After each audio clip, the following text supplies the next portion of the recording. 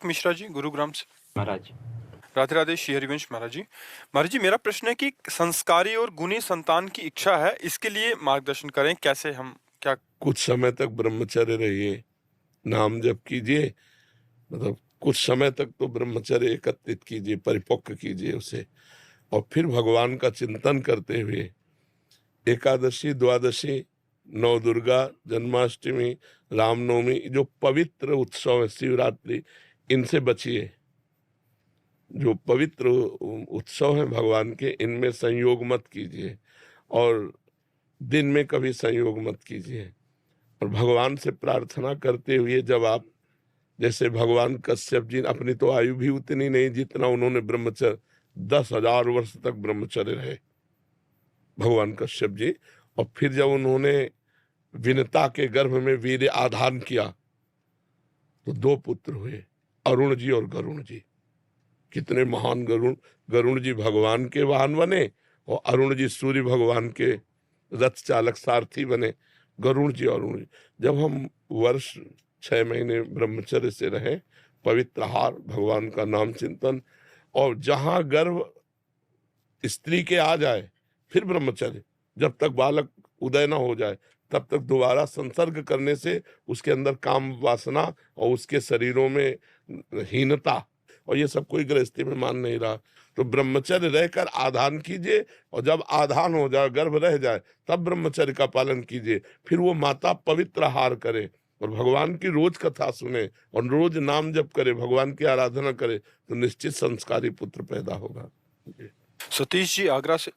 जी महाराज जी, राधे राधे। राधे राधे आदरणीय गुरु जी, आपके चरणों में कोटि कोटि प्रणाम।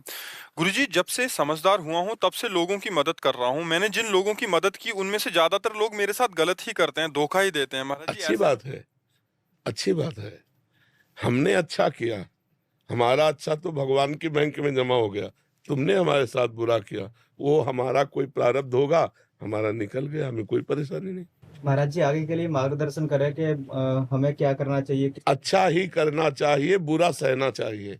दूसरे के द्वारा किया हुआ बुरा हमें सहना है, हमारे द्वारा दूसरे का बुरा ना हो, ये हमें ध्यान रखना है। अगर हमें अच्छाई का फल बुराई मिलता है तो अच्छा है, क्योंकि मेरी अच्छाई पूरी बैंक में जमा है, और मेरी जो बुराई है वो आपके द्वारा की हुई बुराई से नष्ट हो गई, तो मेरा तो माला माल हो गया।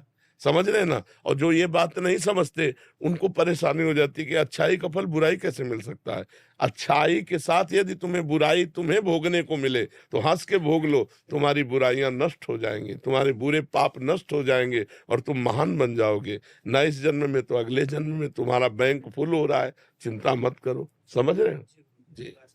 हेमा सिंह जी, मथुरा से। राधे राधे महाराज जी।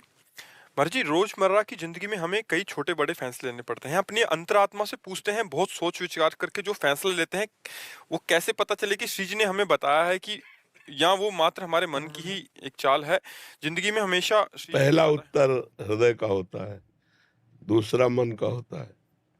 जैसे हमारे सामने कोई कार्य है और उसे हम पूछे तो पहला उत्तर धीमे स्वर में अंदर होगा, उसे आप सुनो। गलत होगा तो कह देगा नहीं, ठीक नहीं है। फिर मन कहेगा हाँ ठीक है, इसको ऐसे से ऐसे कर लेते, क्यों ठीक नहीं है, वो आपको प्रमाणित कर, वो मन की चाल है। पहला उत्तर भगवान का होता है। सब लोग अपने हृदय में देखो, छोटे से देखा इस बात को, कुछ भी गलत अगर सोचो तो सोच तक का निर्णय आ जाता है कि गलत है, नहीं आ जाता है, पर वो बहुत धीमा होता है। वो ऐसा नहीं होता कि बड़े जोर से हो हम उसको सुन के मान लें, वो बहुत धीमा होता है। आप मानो या न मानो, वो अंदर आएगा, वो चला जाएगा। तो सही निर्णय, इसीलिए शास्त्र स्वाध्याय किया जाता है, इसीलिए सत्संग किया जाता है कि हमारी बुद्धि ये समझे कि क्या करना उचित है, क्या करना अनुचित है।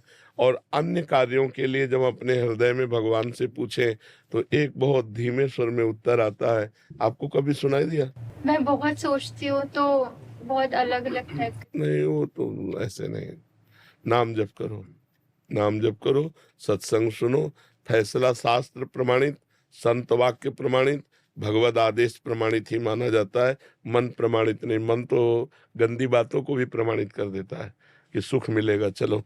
गंदी बातों को भी मन प्रमाणित कर, मन की बात, मन मानी आचरण से ही तो दुर्गति होती है। और शास्त्र और संत और सदगुरुदेव और भगवान इनके अनुसार चलने से ही हमें आनंद प्राप्त होगा। तो शास्त्रों का स्वाध्याय करो, सत्संग सुनो और भगवान से प्रार्थना करो, तो आपको सही मार्ग दिखाएंगे। जैसे अर्जुन के रथ की बागडोर पकड़ी, ऐसे भक्त के जीवन की बागडोर भगवान पकड़ लेते हैं और सही रास्ता दिखाते हैं। प्रेमदासी जी वृंदावन से। श्री हरिवंश। श्री हरिवंश, श्री हरिदास महाराज जी, दंडवत प्रणाम।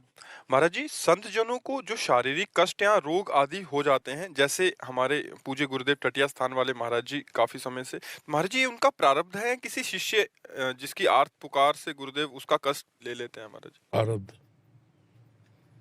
प्रारब्ध है।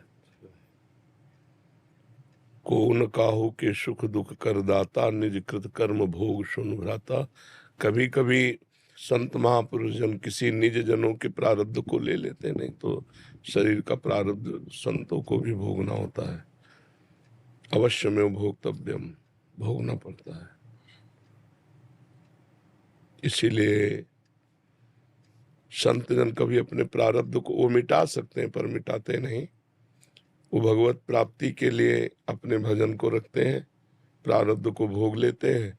भगवान की शरणागति से अनेक जन्मों के जो कर्म संस्कार हो भस्म हो जाते हैं। और शरीर की परवाह किसको है? जो शरीराभिमानी जीव है उसको परवाह होती है। शरीर की परवाह प्रेमियों को थोड़ी होती है।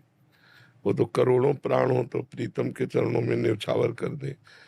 वो तो देहाभिमानी भोगी जनों को शरीर प्रिय है, संतों को शरीर थोड़ी प्रिय होता है। उनको तो जैसे सांप को अपनी केचुल से कोई संबंध नहीं रहता, ऐसे संतों को अपने शरीर से कोई संबंध नहीं रहता। भगवान चाहे सुख में रखे चाहे दुख में रखे, वो समान रहते हैं।